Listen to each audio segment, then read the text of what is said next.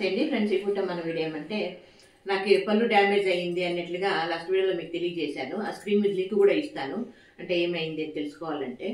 అవునండి, ఇప్పుడు ఏమంటే పళ్ళు అనుకోకుండా సడన్ గా ఈ రకంగా డ్యామేజ్ అయ్యింది, అనుకోకుండా జరిగిపోయింది. అసలు ఊహల్లో కూడా లేదు. ఈ వయసు కూడా నాకు బీపీలు, షుగర్లు, థైరాయిడ్, కొలెస్ట్రాల్ ఏమీ లేదంటే డాక్టర్ కూడా ఒక రకంగా ఆశ్చర్యం కూడా అనిపించింది.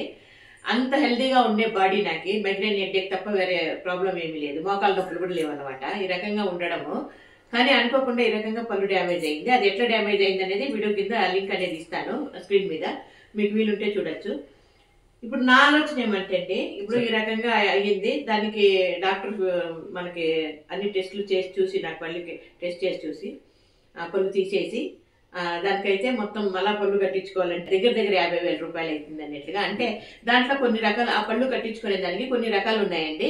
దాంట్లో దేనైనా సెలెక్ట్ చేసుకోవచ్చు, తక్కువలోనూ ఉంది, ఎక్కువలోనూ ఉంది. ఎక్కువ పోతే 50,000 రూపాయలు అవుతుంది అన్నట్లుగా. నాకైతే సడన్ గా ఆశ్చర్యం అనిపించింది. ఏమంటే ఒక పళ్ళు పడిపోతే, పళ్ళు డ్యామేజ్ అయితే ఇంత డబ్బులు ఖర్చు అవుతుందా అన్నట్లుగా.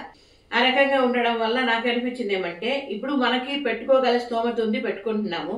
అదే పరిస్థితులు లేని వాళ్ళకి, డబ్బు రకంగా పరిస్థితులు లేని వాళ్ళ పరిస్థితి ఏంటి అన్నట్లుగా. సరే పళ్ళు అయితే వదిలేద్దాం, పోనీ పళ్ళు తీసేసేసి ఆ ఖర్చు ఏదో పళ్ళు తీసే ఖర్చు పెట్టుకొని పళ్ళు కట్టించుకునేది వద్దు, వదిలేద్దామని అనుకోవచ్చు.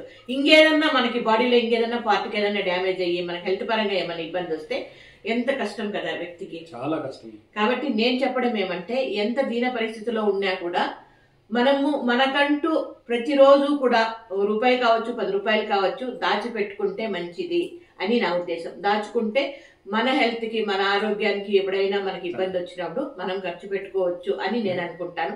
మన కోసం అంటూ మనం ఏదో ఒకటి ఇన్సూరెన్స్ కావచ్చు, లేకపోతే ఏదో సేవింగ్స్ కావచ్చు, లేదా దాచిపెట్టుకోవాలి కావచ్చు, మనకంటూ రోజువారీ ఇంత డబ్బు దాచిపెట్టుకుంటే మంచిది అని నేను నాకే అంటే నా అనుభవం మీద మీకు సలహా ఇస్తున్నానండి. ఇది మీ అందరికి కూడా నచ్చుతుందని అనుకుంటాను. మెయిన్ ఏమంటే, ఈ రకంగా మా వయసు వాళ్ళు ఇప్పుడు మాకేమో ఓకే, పిల్లలు బాగానే ఉన్నారు, మేము బాగానే ఉన్నాము. ఇంకోటి ఏమంటే, నాకు అభిమానులు ఉన్నారు. నాకేమన్నా ఇచ్చి తక్కువ అయితే అభిమానులు కూడా చూసేస్తారు.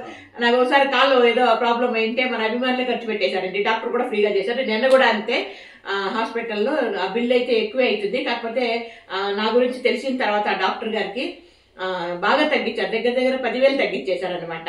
కాబట్టి ఆ రకంగా ఉంటుంది. ఎవరైనా సరే ముందు జాగ్రత్తగా మనకంటూ ఒక 1,00,000 రూపాయలన్నా కూడా మనకంటూ ఉంది సేఫ్ గా అని పెట్టుకుంటే మంచిది. దాని తర్వాతే నగలు, నాణ్యాలు, బట్టలు ఇవంతా కూడా ఆస్తులు పాస్తులు నాకు అనిపిస్తుంది. అబ్బా, మీకేమనిపిస్తుంది? మీరు మీ అభిప్రాయాన్ని కామెంట్ లో తెలియచేయండి. ఓకేనా? Thank you so much.